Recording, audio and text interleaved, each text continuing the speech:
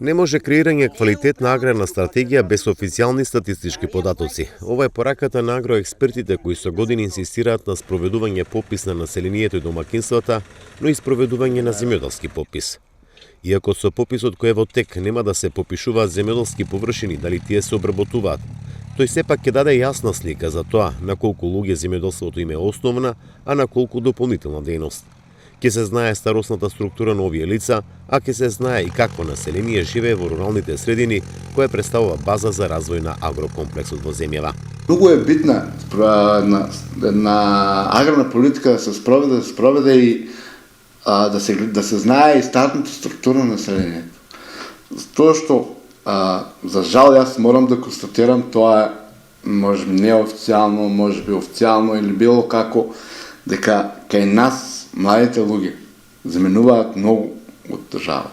Сега, ако останеме ние со некоја граница на луѓе кои се занимаваат со земјоделие 50 и над 55 години, што може да очекуваме ние од таа старосна структура? Точни податоци колку струмишкото поле се обработува немаат ниту земјоделските здруженија. Тврдат дека одредена слика се добива врз основа на исплатени субвенции според површина и земјиштето.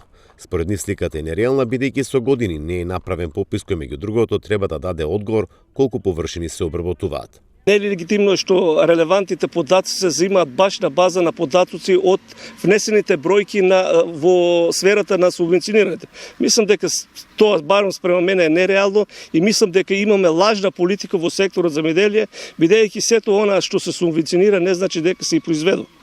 Исто и во растителното, исто и во животинското производство.